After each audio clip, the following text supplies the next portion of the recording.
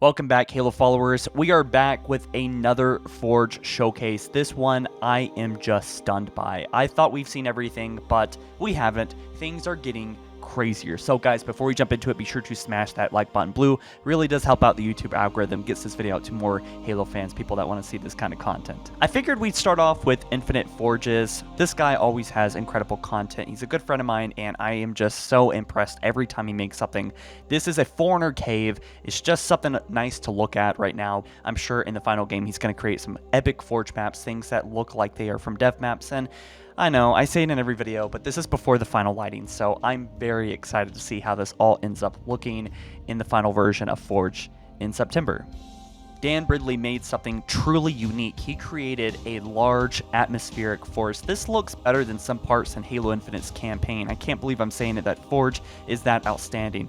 This is a Star Wars ENDOR build, and this is just incredible. Not only are the ATSTs looking just fantastic, I just love the entire environment that this is made inside of, and it's just so beautiful, and it's so rich with greenery. I have to wonder what amount of budget this is. From my own experience, I'd have to say this is probably like 2-3% of the budget, because Forge's budget is insanely high. Oh my gosh, he even built a bunker. That is incredibly cute. I love it. This is awesome. Now this is quite amazing. Bishu Talks created a script where a WASP can pick up any object and drop it off anywhere. I have to say, I love that 343 Industries is promoting this kind of stuff, that they are happy and excited about the fans getting their hands on Forge tools, even if it's through an exploit, and playing with it. They are getting the groundwork done here. Bishu Talks and other people that are just trying out the Forge noding system, seeing what's possible, what isn't, and just pushing it. And it really does seem at this point that there really are no boundaries, and there are more incredible things I want to show y'all here,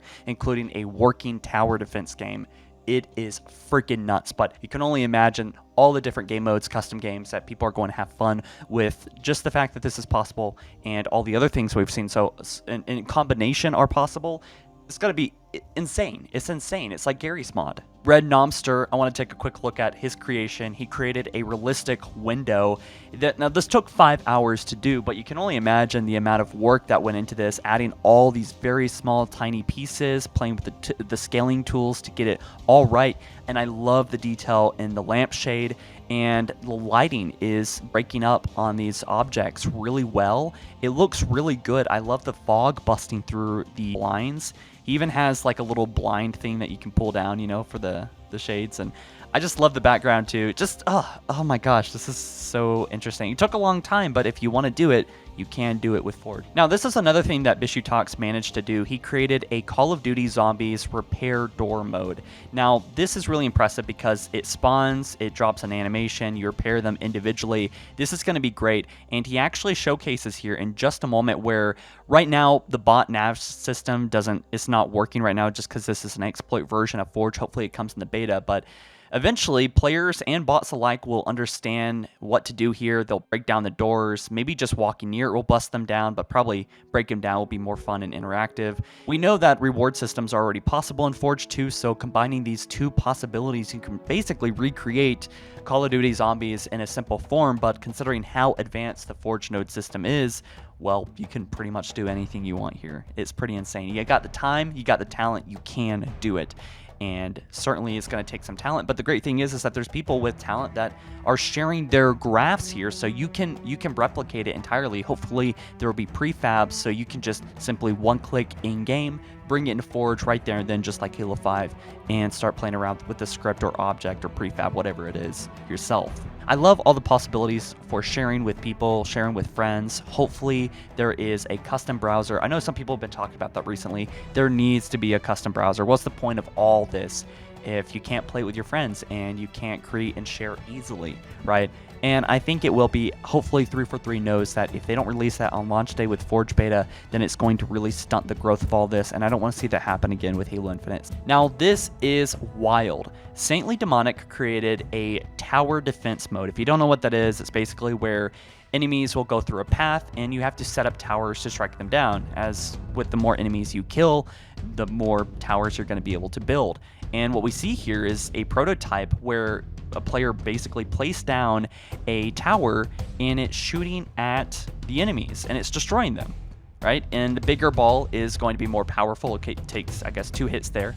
And he says that, or she says that they had a save that kept corrupting, which had them loading backups over and over again. So rather fight for a week, they just wanted to share what they were able to come up with. So this system could be way more advanced. It seems to really be pushing the node system to its limits, but the fact that it's working here, I think, shows a lot of promise and potential, and hopefully 343 spends a lot more time on the node graph system and making sure that things like this can be functional and possible with 24 players in a lobby, because I don't know how it's all going to work, but this is really neat. My mind is blown. I don't even know what to say. This is a working tower defense game in Halo. It's not even Halo anymore. It's a tower defense game. And you can only imagine all these different things that we've been looking at for the past couple weeks, guys. They can all be possible in the same game. I mean, you can do anything you want here, and I know the community is going to go nuts because they're going nuts right now. They're going absolutely nuts right now. This should not be possible in Halo, but here we are. They're pushing it to the absolute limits, and playing this with your friends might be really fun. Oh man, we got a lot from Bishu Talks today. So he made a speed run. Now this is very unique. Basically, this big guy's it makes me think of Donkey Kong. So you can pretty much see the mode. You got to get up here as fast as possible using the repulsor to repulse basically objects that would totally kill you, while jumping back and forth between these moving platforms to get to the top.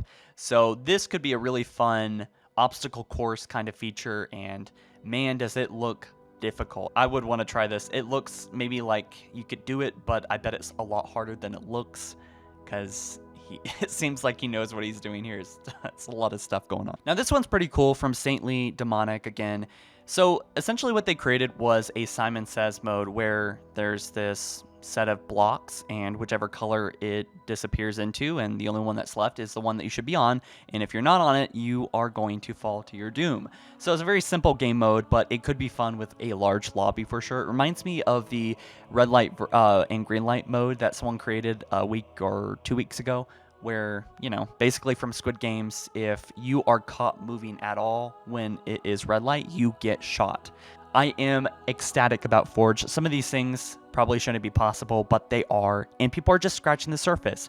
And honestly, keep in mind, this is not the limits. There are so many talented people, I'm sure, that do not have access to Forge right now, that are probably aching to get back in Halo Infinite when this does drop, because the talent, the creation, the possibilities here is endless.